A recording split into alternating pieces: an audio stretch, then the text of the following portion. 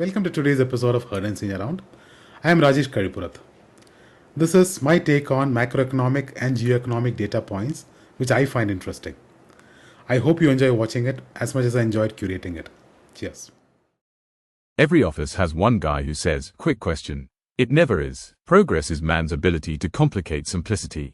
I don't deserve this award, but I have arthritis and I don't deserve that either. Jack Benny. Hors d'oeuvre, a ham sandwich cut into 40 pieces. Age is strictly a case of mind over matter. If you don't mind, it doesn't matter. Here's a statistic that puts corporate scale into perspective. Samsung Electronics is projected to earn around $200 billion in 2026, roughly the same as the combined net profits of every listed company in India. It's a reminder of how concentrated global corporate profitability can be. Samsung isn't just a smartphone company anymore. It's a powerhouse spanning semiconductors, consumer electronics, displays, and memory chips serving markets across the globe. For India, the comparison is less about competition and more about potential. India's startup ecosystem is entering a new phase. Building is no longer the only success story, exits are. The first half of 2026 has seen a wave of strategic acquisitions across sectors. L'Oreal's proposed $420 to $430 million acquisition of Innovist tops the list, followed by Polygon's $250 million plus deal for CoinMe and Palo Alto Networks' $100 to $120 million acquisition of Portkey. From AI and cybersecurity to fintech, crypto, and consumer brands, large global companies are buying innovation instead of building it from scratch. The AI leaderboard is becoming a game of inches.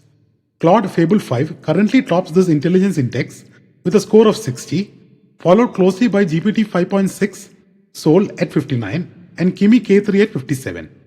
What's striking isn't who leads, it's how tightly packed the field has become. The gap between the top model and many competitors is less than 10 points, suggesting that raw intelligence is no longer the only differentiator. As foundation models converge in capability, the real battleground is shifting towards cost, speed, reliability, and ecosystem integration.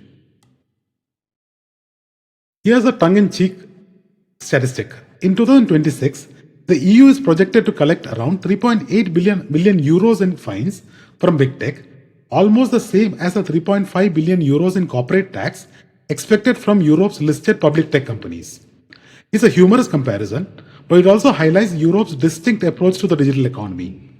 While the US and China focus on creating tech giants, Europe has become known for regulating them. Whether tough competition law, privacy rules, or digital marketing regulations, Brussels has emerged as one of the world's most influential tech watchdogs. India's mutual fund industry is still in its early chapters. Despite being the world's most populous nation, mutual fund assets account for just 18% of GDP, compared with 126% in the US, 87% in France, and even 20% in China. That gap isn't necessarily a weakness, it represents a massive growth opportunity.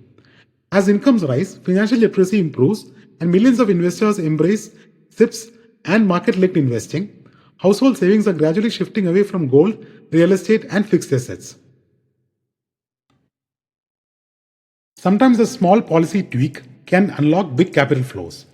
Since India made foreign portfolio investments in fully accessible route, government securities tax-free, foreign investors have added over 53,000 crores to their holdings.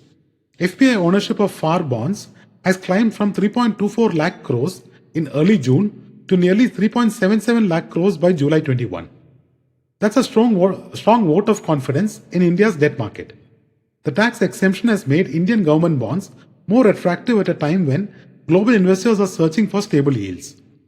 More foreign participation can deepen the bond market, improve liquidity, and potentially help keep government borrowing costs at check.